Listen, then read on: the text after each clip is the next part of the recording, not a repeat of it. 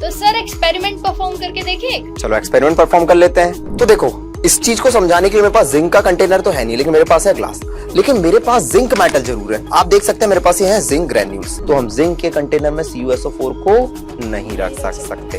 अनुराग sir, मेरे मन में एक क्वेश्चन अराइज हुआ है। ठीक है, कि क्या हम जिंक के कंटेनर में कॉपर सल्फेट सोल्यूशन को रख सकते हैं या नहीं?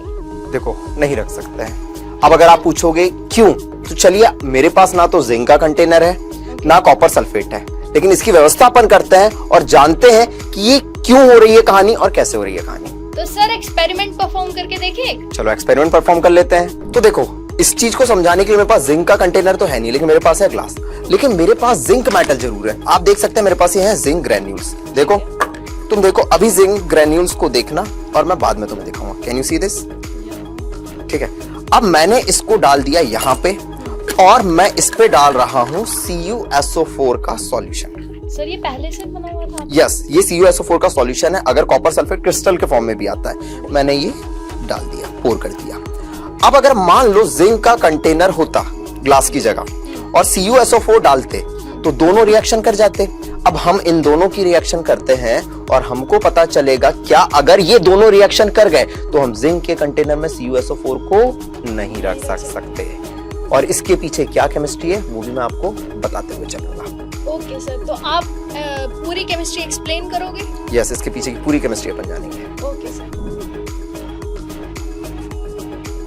A few minutes later. 1 hour later.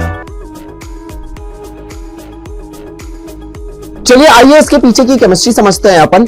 अब आप लोगों ने कभी रिएक्टिविटी सीरीज या इलेक्ट्रोकेमिकल सीरीज तो पढ़ी होगी, जिसमें ऊपर वाली मेटल नीचे वाली मेटल को उसके सॉल्ट सॉल्यूशन से डिस्प्लेस कर देती है। जिंक इलेक्ट्रोकेमिकल सीरीज या रिएक्टिविटी सीरीज में ऊपर होता है और कॉपर नीचे होता है। तो जिंक मेटल CuSO4 को उसके सॉल्ट सॉल्यूशन से डिस्प्लेस कर देगी। This is the example of displacement reaction मेरे बच्चे, और इसके बाद आपको कोई भी कंफ्यूजन नहीं बचेगा। इसी वजह से हम जिंक के कंटेनर में CuSO4 को नहीं रख सकते हैं, क्योंकि दोनों आपस में रिएक्शन कर जाते हैं। सर मेरे मन में एक क्वेश्चन और अराइज हुआ है। क्या अब अराइज हो गया? क्या हम आयरन नेल को इसमें रख सकते हैं क्या, कॉपर सल्फेट सोल्यूशन में? एक तो तुम सवालों की पोटली हो यार। तुम लोग कमेंट बॉक्स में बताओ, अगर मैंने आयरन नेल को कॉपर सल्फेट के सॉल्यूशन में रखा तो क्या होगा?